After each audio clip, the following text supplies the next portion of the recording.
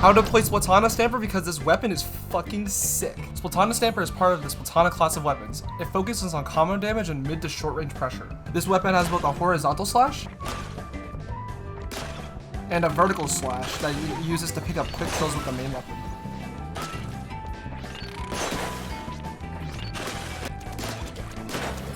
Sub-strafing is already really strong with this weapon, using your sub to quickly change direction, but this ᵗェᵒ has its own unique movement option in the form of the dash slash.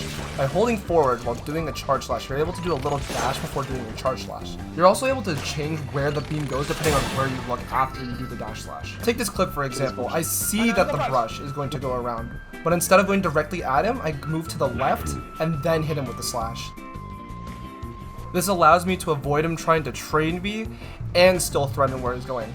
Also, it just looks really fucking cool. ᵗェᵒ, as of this recording, only has one kit, being Burst Bomb Zipcaster. Once you feel the power of Burst Bomb on ᵗェᵒ, it's really hard to imagine the weapon with any other sub. Burst Bomb gives the burst movement because the weapon has not that great pain with the main weapon, besides the charge slash, but that takes a bit of time. And also, Burst Bomb just opens so many more combos for the main weapon. I expect to cry though when you hit the weak Burst Bomb hit. While Zipcaster is not a great special for this weapon, it does give ᵗェᵒ a way to deal with long-range threats such as ballpoints, crabs, and chargers, which it otherwise lacks. Also, the damage values with Zipcaster, despite its sometimes weird hitbox, works extremely well with ᵗェᵒ's damage values and opens up even more combos. Before the crazy-ass nerf to this weapon's ink efficiency, I would have said that quick respawn is the move, but someone was cooking something at Nintendo. I don't know what, but that nerf was kinda wild. Nowadays, I would recommend running more ink efficiency perks. Stuff like small amounts of Ink Saver Main and Ink Saver Sub are really good for this weapon. You can also run a sub of Ink Recovery up if you want. All the standard utility subs are always amazing for this weapon, such as Bomb Defense, Quick Super Jump, Ink Res, stuff like that. Swim speed is extremely good for this weapon for repositioning, and sub power up is amazing because it allows you to throw your burst bombs further to increase your one-shot kill range with the combos. For main exclusive abilities, I would definitely recommend at least 4, being Last Ditch Effort, Comeback, Stealth Jump, and Object Shredder. Last Ditch Effort helps Stanford's ink efficiency, Comeback is great, especially in the current comps where Cooler is really strong right now. Stealth Jump is always great on Slayers, and Object Shredder can have a small niche on Stamper since it already has very high object damage, though you're probably picking Stealth Jump over. For more niche abilities, I could see Ninja Squid kind of being ran, but because Stamper is a midway weapon and it's much less flexible because you need a lot more swim speed to get back to vanilla swim speed, and it's not really a sharking type weapon like Try or Roller. You could also make the argument for Haunt on cooler comps, but I wouldn't personally recommend it. For other niche abilities, you could also run small amounts of special power up if you want to play more into your Zipcaster. Abilities I would avoid running are Run Speed, Intensify, Special Charge Up, Opening Gambit, Tenacity, Thermal Link, Respawn Punisher, and Drop Roller. Stamper does not need extra help with movement and Run Speed or Intensify. Zipcaster isn't good enough to warrant Special Charge Up, and Stamper already paints really well.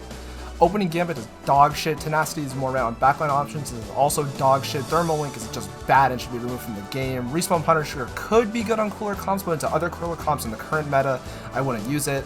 And you already have a dash slash on drop, so drop roller is pretty useless and overlaps with the main weapon. Here's what I run on Stamper, but if you want other ideas, I would highly recommend checking out Sendo.ink since a lot of top players put their builds on the website and you can grab builds from them. I do this a lot and I like stealing. Here's a bunch of quick tips really fast. This weapon is really good under ledges because you can use the charge slash to hit above the ledge, and also if they try to push you, you have the close range one shot. But opposed to this, it actually really sucks on top of ledges. If you have to fight someone above the ledge, good luck. In terms of how you should be positioning against your enemies, you actually have a crazy amount of range. For whatever reason, this thing has the same amount of range as the longest range shooter in the game, the Jet Squelcher, so you actually have great matchups into anything that's short or mid-range. Against long-range weapons, the matchup might seem really polarizing, but there are ways to get around it. One is to use cover to try and get to the ledge below them. Another is to use flankers to try and sneak up on them and get the kill that way. Finally, you have your special weapon Zipcaster to be able to take on them through aerial routes instead of having to circumvent through the normal flank routes. Or the flank routes, quote-unquote, in this game. That's a topic for another big thing is mastering the dash slash. Just using it for general movement and fighting is a big skill you have between beginner and experienced players. A lot of people will just try to dash slash straight at opponents, but instead you could use it to avoid the opponent's slash while still attacking them. That's you.